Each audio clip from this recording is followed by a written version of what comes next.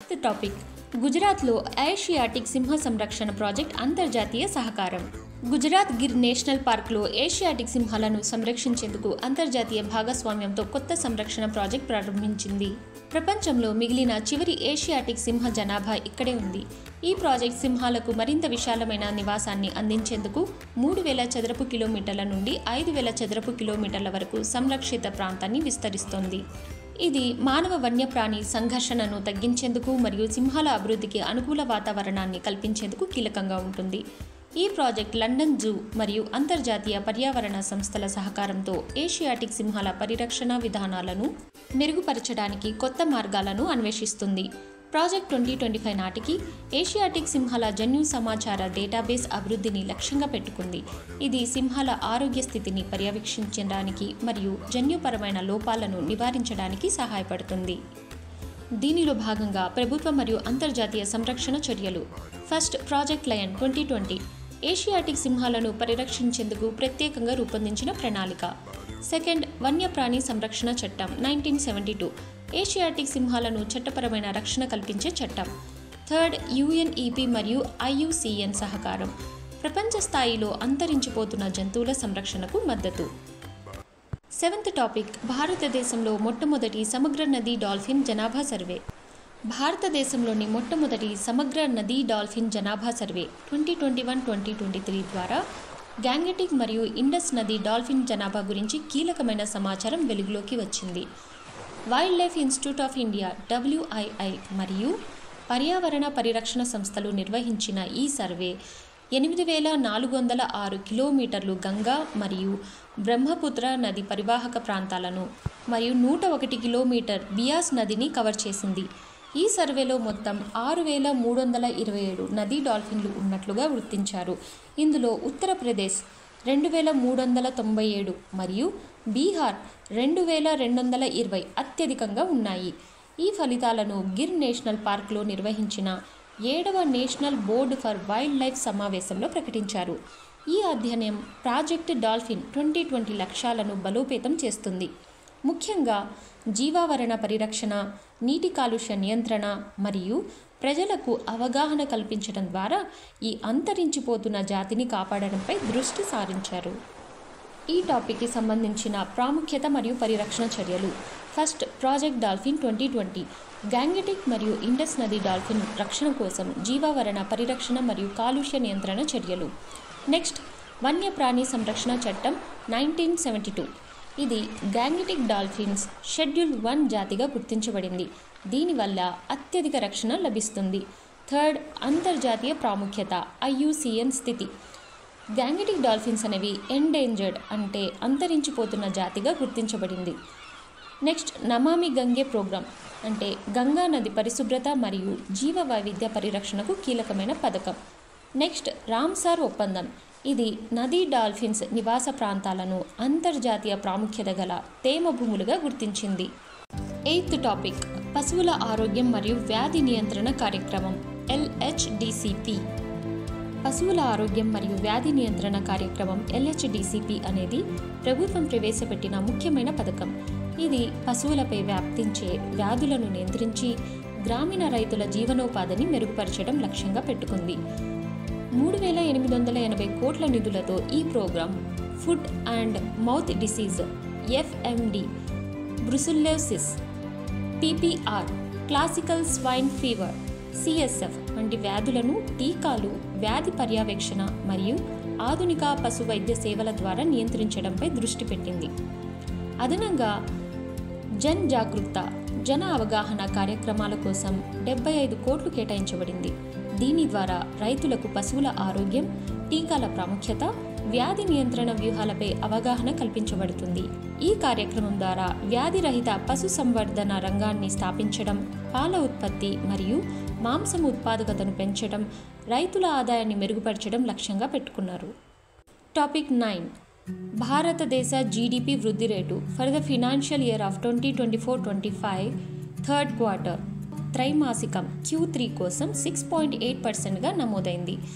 గణాంక మరియు కార్యక్రమ అమలు మంత్రిత్వ శాఖ MOSPI ప్రకారం తయారీ రంగం 8% వృద్ధిని సాధించింది.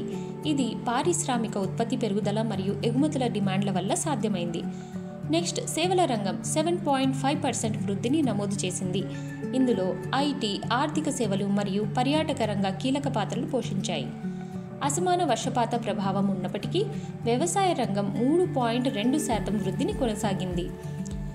ప్రభుత్వం రాజధాని వ్యయం, క్యాపెక్స్, మౌలిక సదుపాయాల అభివృద్ధి మరియు పిఎల్ఐ వంటి పథకాలు, చర్యల ద్వారా ఆర్థిక వ్యవస్థను వేగంగా అభివృద్ధి చేయడానికి ప్రణాళికలు, దిగుబడి స్థిరంగా ఉండటం, ద్రవ్యోల్బణ నియంత్రణలో ఉండటం మరియు దేశీయ డిమాండ్ పెరగడం వల్ల భారతదేశం ప్రపంచంలోని వేగంగా అభివృద్ధి చెందుతున్న ప్రధాన ఆర్థిక వ్యవస్థలో ఒకటిగా కొనసాగుతుంది.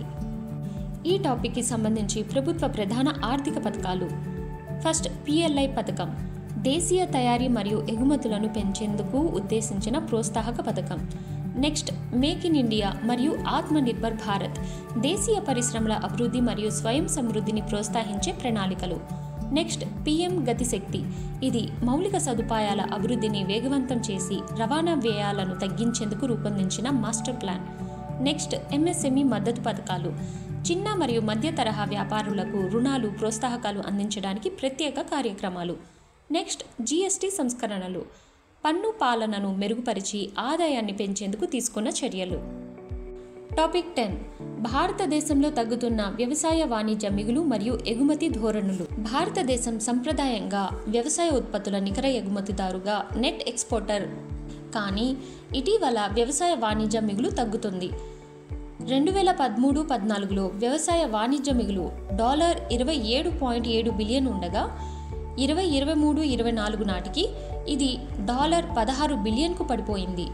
వ్యవసాయ ఎగుమతులు 6.5% పెరిగినప్పటికీ పప్పు ధాన్యాలు మరియు తినే నూనెల దిగుమతులు అధికంగా పెరగడం వల్ల నికర వాణిజ్య మిగులు తగ్గుతుంది.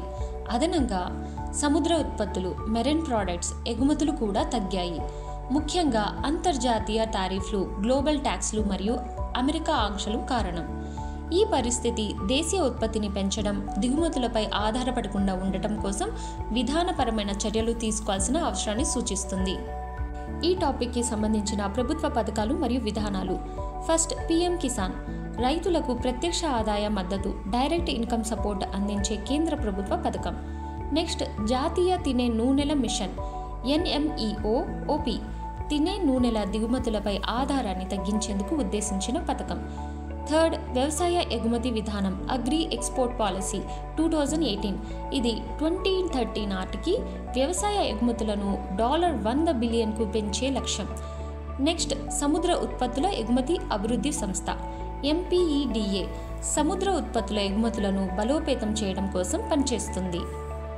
Next, topic 11, America, Canada, Mexico మరియు చైనాపై టారిఫ్ పెంపు, గ్లోబల్ వాణిజ్య ఉద్రిక్తతలు పెరుగుతున్నాయి. అమెరికా ప్రభుత్వం కెనడా, మెక్సికో మరియు చైనాపై అధిక టారిఫ్లను విధించింది.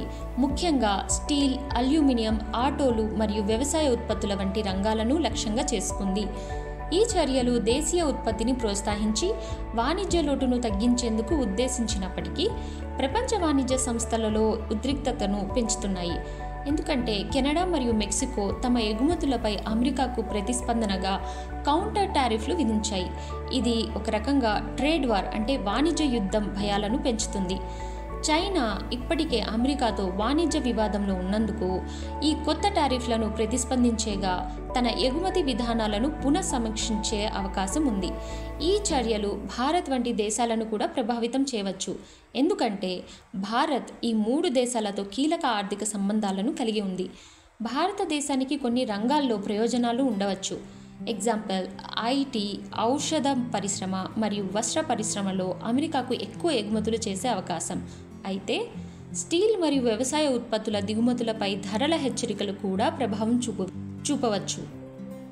ఈ పరిణామం ప్రపంచ వాణిజ్యంలో పెరుగుతున్న పరిరక్షణ వాణిజ్య విధానాల, ప్రొటెక్షనిజం ధోరణిని మరియు అభివృద్ధి చెందుతున్న ఆర్థిక వ్యవస్థలపై దాని ప్రభావాన్ని సూచిస్తుంది. ఈ టాపిక్కి సంబంధించి ప్రపంచ వాణిజ్యంపై ప్రభావం మరియు ముఖ్యాంశాలు. First, protectionism versus free trade. ఇక్కడ ప్రొటెక్షనిజం అంటే పరిరక్షణ వాణిజ్యం, స్వేచ్ఛ వాణిజ్యం. అమెరికా పరిరక్షణ విధానాలు ప్రపంచవ్యాప్తంగా మరిన్ని వాణిజ్య అడ్డంకులను కలిగించవచ్చు.